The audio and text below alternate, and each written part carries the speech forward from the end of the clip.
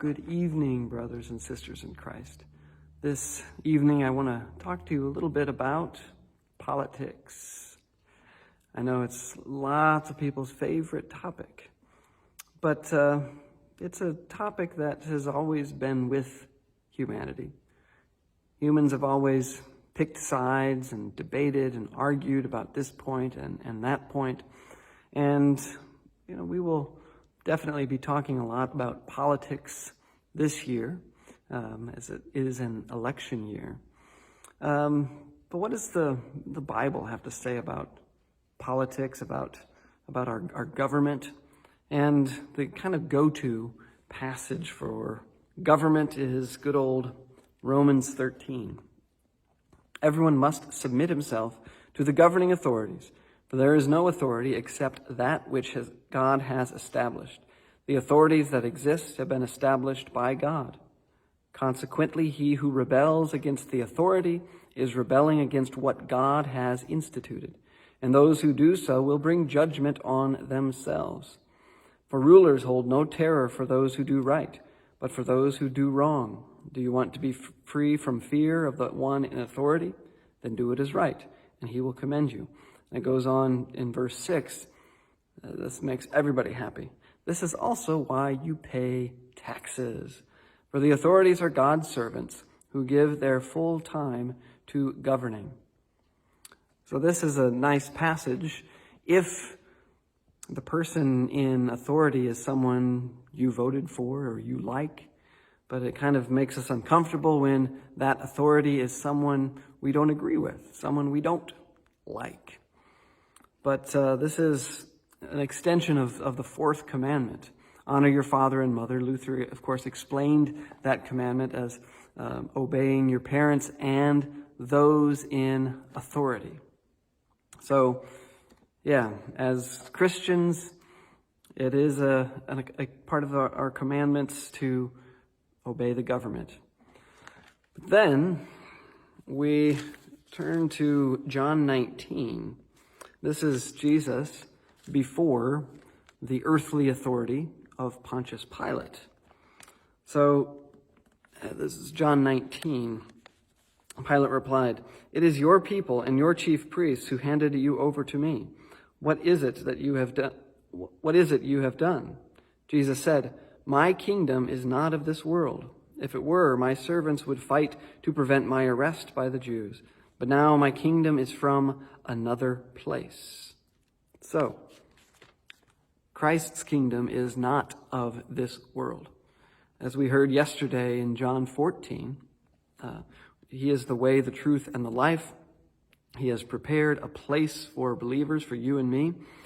That is our true home.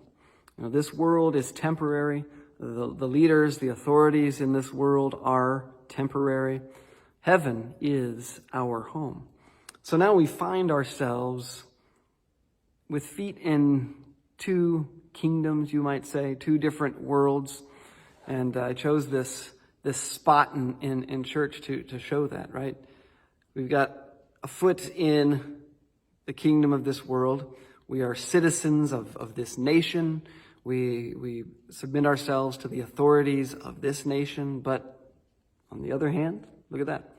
We've got the commandments. We've got God's authority. Peter and John in Acts 5 were reprimanded by earthly authorities for preaching the gospel of Jesus. And they told them, we must obey God rather than men.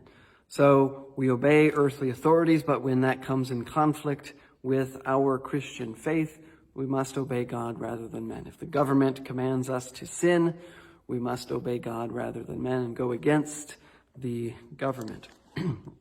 But back to politics.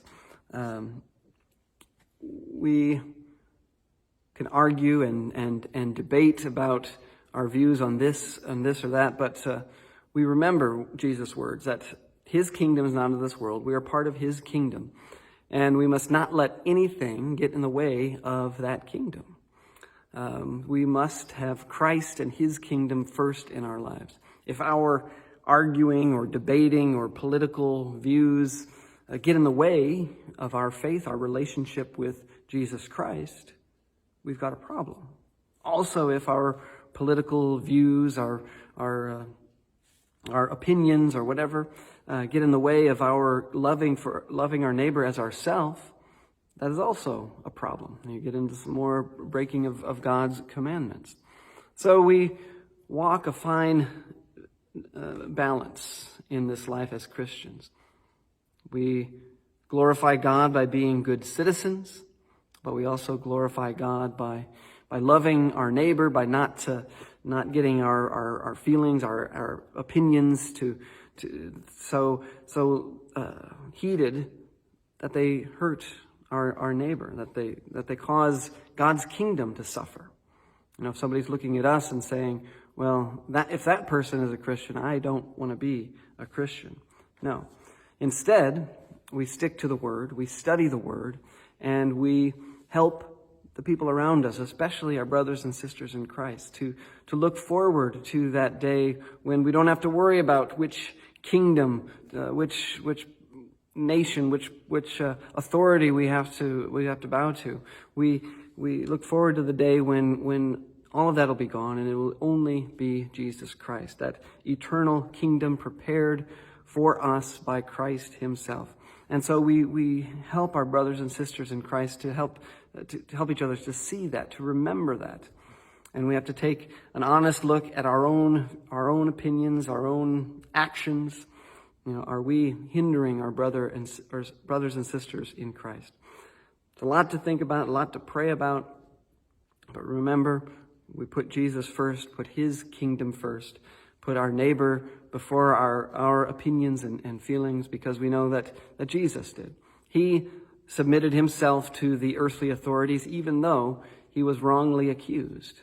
And he suffered and died and rose. All of this for us. So we always remember to keep the cross as our focus. We can hold up the flag, we can carry the 10 Commandments, but we always look to the cross. God's peace.